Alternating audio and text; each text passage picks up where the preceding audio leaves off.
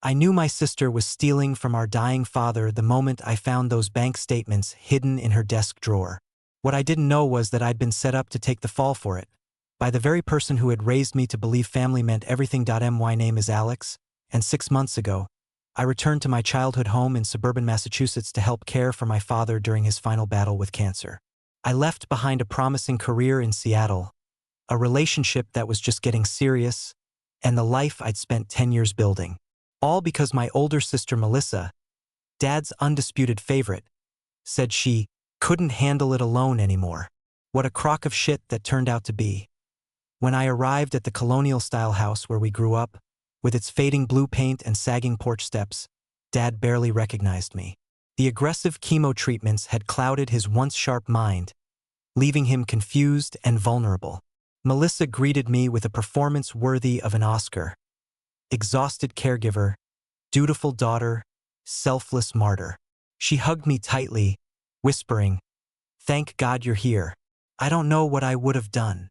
I believed her. That was my first mistake. The dynamic in our family had always been painfully clear.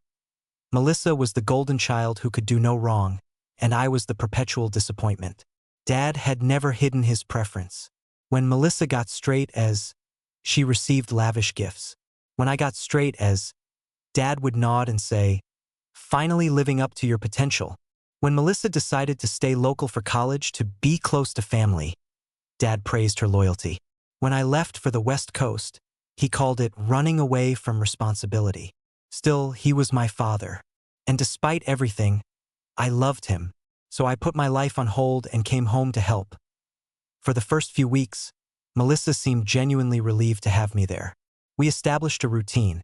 I handled mornings and afternoons with Dad, while she took evenings and overnight, claiming it worked better with her job as a real estate agent. She could show houses during the day, she explained, while I worked remotely from home as a software developer.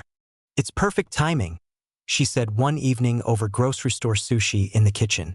Dad's financial advisor says there's plenty in his accounts to cover the in-home care and medications. We just need to provide the emotional support. I nodded, grateful that money wasn't going to be an additional stress. Dad had always been prudent with his finances after building a successful construction business. He'd retired 5 years earlier, selling the company to his longtime foreman and setting himself up comfortably for retirement. Before the cancer diagnosis changed everything. It wasn't until the 3rd month that I began noticing discrepancies. First, it was the missed medication deliveries. The pharmacy claimed the payment method had been declined. Then the home health aide mentioned she hadn't been paid for the previous 2 weeks.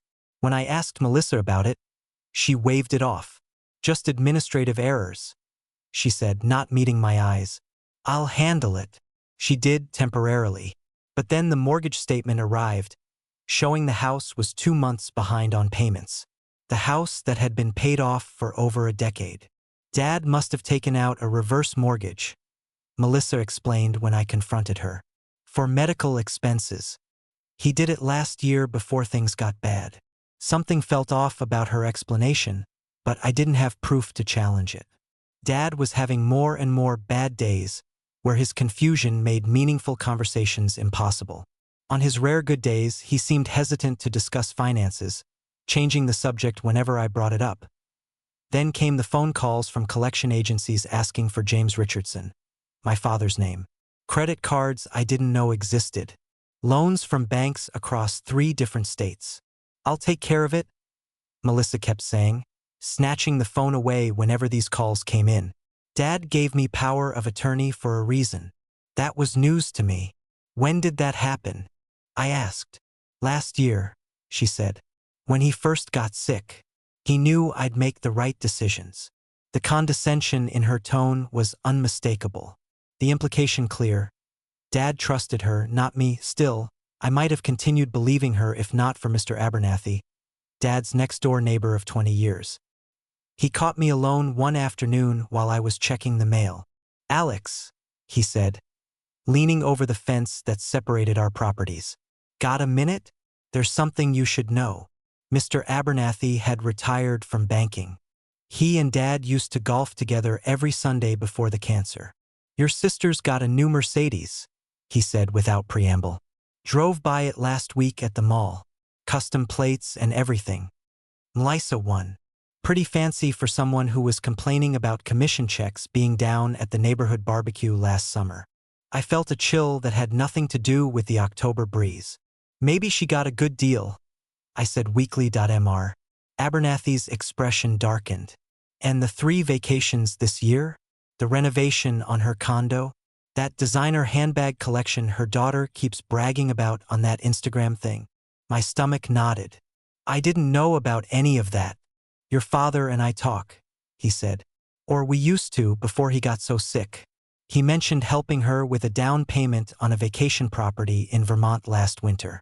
Said he was happy to do it, but it was stretching him thin.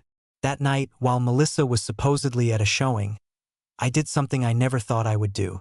I searched her room, the guest room she'd been using when she stayed overnight with Dad. There, in the bottom drawer of the desk, hidden beneath real estate brochures, I found them: bank statements, credit card applications, transfer receipts, all in my father's name, all with signatures that looked close to his, but not quite right. Systematic, calculated theft. Hundreds of thousands of dollars. I photographed everything with shaking hands, then carefully returned the documents exactly as I'd found them. I needed time to think, to plan my next move. Confronting Melissa immediately felt dangerous. She'd always been the type to attack when cornered. Instead, I called Dad's longtime attorney the next day, explaining my suspicions. He sounded grave but not entirely surprised. I've been trying to reach your father for months about some irregular activity, he said. Your sister always intercepts my calls.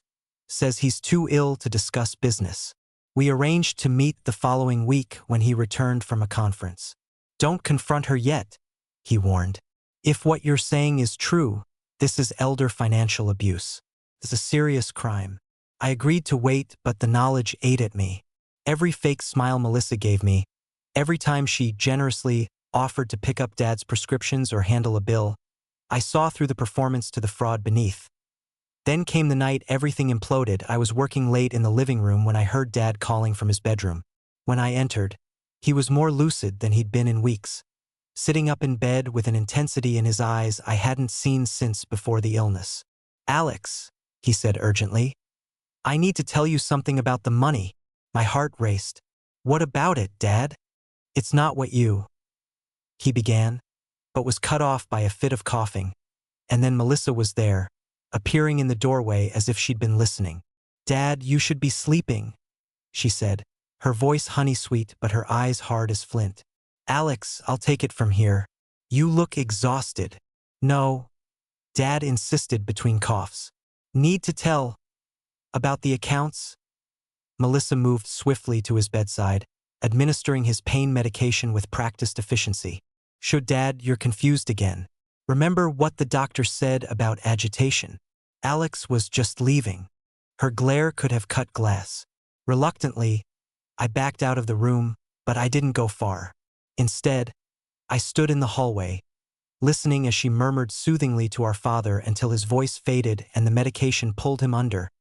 When she emerged, shutting his door quietly, her mask dropped.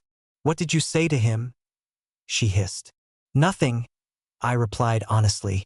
He called for me. Well, stay out of things you don't understand, she snapped.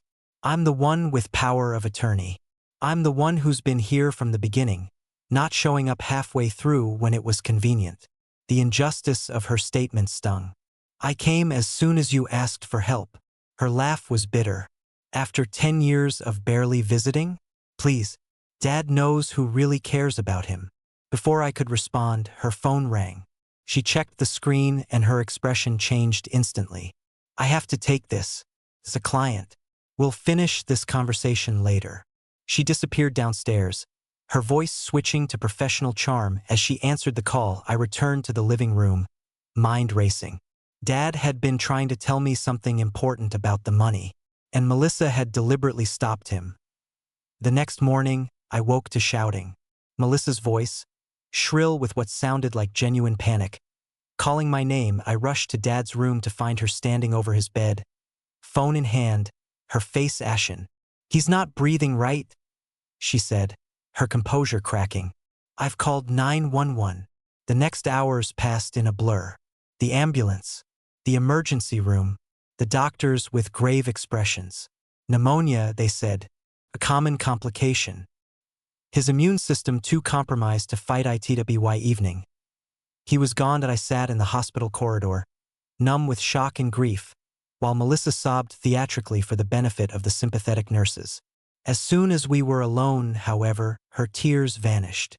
"I'll handle the funeral arrangements," she said briskly, "and we'll need to meet with Dad's attorney about the will. He left me as executor, of course." Of course. The funeral was 3 days later. A modest service, surprisingly modest, given Dad's standing in the community. Melissa explained it was what Dad wanted, though I had my doubts. The reading of the will was scheduled for the following week. It was during those quiet, grief-filled days in the empty house that I made my second discovery. Searching for a copy of Dad's birth certificate in his home office, I found a hidden compartment in the back of his filing cabinet. Inside was a sealed envelope with my name written on it in Dad's handwriting. With trembling fingers, I opened it to find a letter dated just 2 months earlier, during a period when his mind had still been relatively clear. "Alex, if you're reading this, I'm likely gone. I need you to know the truth. I've made terrible mistakes with both my children, but especially with you. I favored your sister for reasons that now seem petty and foolish. I pushed you away, and for that, I'm deeply sorry. More urgently, if Melissa claims I gave her power of attorney, it's a lie. I've never signed such documents. I've suspected for months that money is disappearing, but my illness has made it difficult to investigate. My attorney Bradford Wells has copies of my true financial records. Most importantly, I've changed my will. Despite appearances, you and Melissa will share equally in what remains of my estate. Don't let her tell you otherwise. I wish we had time for me to make amends in person.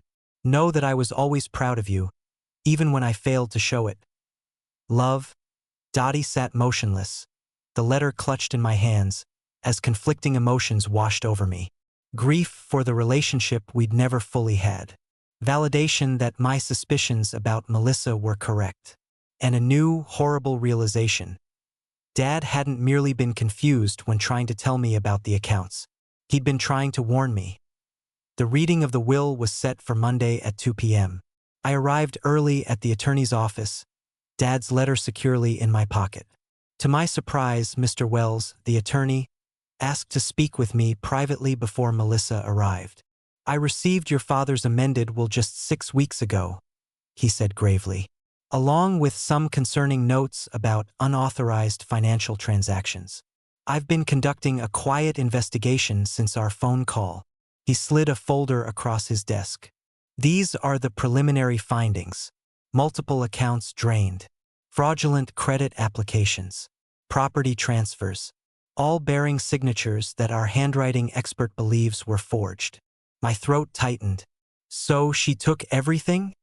"Not everything," he replied, "but close to $2 million over the past year." The number hit me like a physical blow. $2 million. All while she cried about being overwhelmed by Dad's care. "There's something else," Mr. Wells continued. "Something that only emerged yesterday when the bank provided additional records we'd subpoenaed." He pulled out another document, a loan application in my name. My signature, or rather, a forgery of it, authorizing a $500,000 loan against Dad's remaining assets. Dated 3 months ago, when I was already living in the house. "She set me up," I whispered, understanding dawning. "She knew she might get caught eventually, so she created evidence that I was stealing too." Mr. Wells nodded grimly. "It appears so, but she made a critical mistake.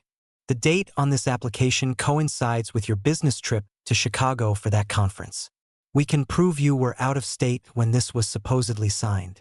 My mind flashed back to the 3-day tech conference I'd attended.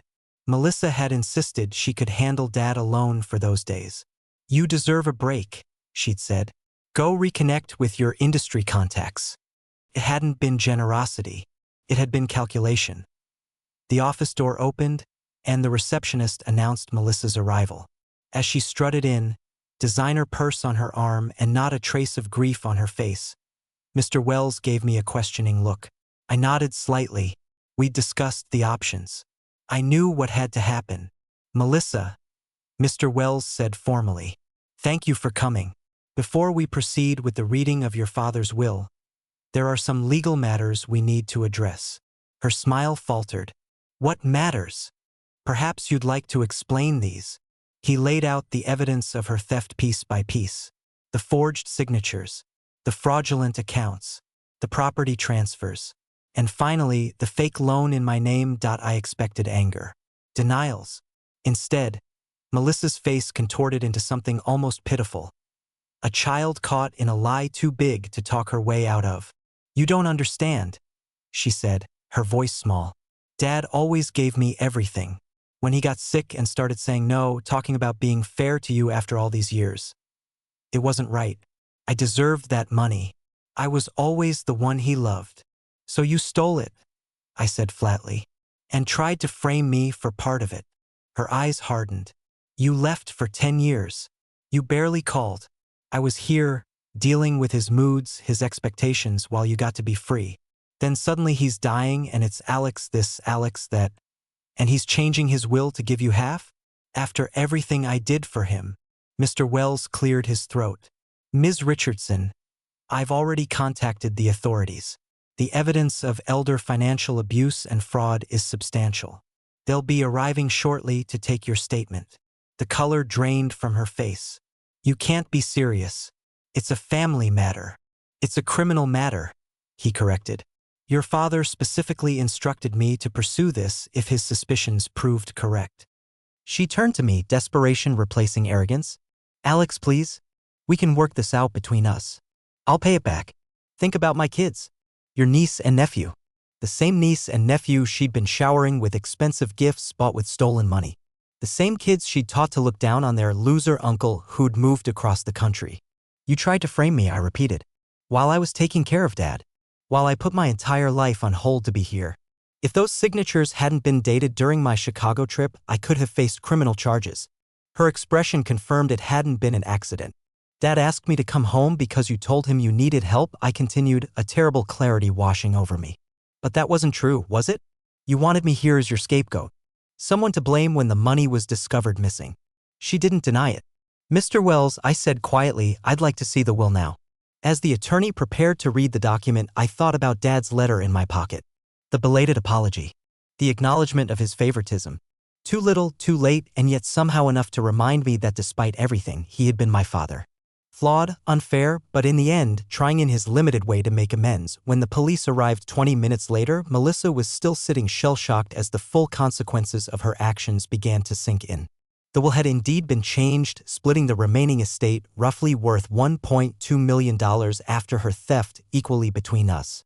But given the criminal charges she now faced, her portion would likely go toward restitution. As they led her away, she turned to me one last time. He loved me more. He always did. Remember that. I didn't argue. In a way, she was right. He had loved her more, and look where that unfair allocation of affection had led us all. Her to crime and disgrace. Him to betrayal by his golden child. And me to a bittersweet inheritance I would have traded in a heartbeat for a father who had simply valued both his children equally from the start. 6 months later, I'm back in Seattle. Dad's house has been sold, the medical bills settled, and Melissa is awaiting trial after pleading not guilty despite the overwhelming evidence. Her husband divorced her almost immediately, custody of their children now shared. My portion of the inheritance sits mostly untouched in investments. Sometimes I think about what Dad tried to tell me that night before Melissa interrupted. I'll never know exactly what he wanted to say. Whether he suspected the extent of her betrayal. Whether he truly understood the damage his lifetime of favoritism had caused. The hardest lesson in all of this wasn't discovering my sister's theft. It was realizing that the family dynamics we grew up with, the golden child and the scapegoat, had corrupted us both in different ways. Her sense of entitlement. My willingness to accept less than I deserved. In the end, nobody won. Not Dad, who died knowing one child had stolen from him and the other had been a stranger for years. Not Melissa, who lost everything chasing what she thought she was owed. and not me, left to pick up the pieces of a family that had been broken long before anyone got sick. If there's anything to be learned from our story, perhaps it's this: when parents plant seeds of inequality between siblings, they shouldn't be surprised at the bitter harvest that eventually grows. The golden child can tarnish. The underestimated one can rise. And sometimes, the family legacy isn't what's in the will, it's the wreckage left behind by years of unjust comparisons. The money is just money. The real inheritance was the damage. The end. If you liked the story, subscribe to our channel and share your impressions in the comments. We try to post new stories every day.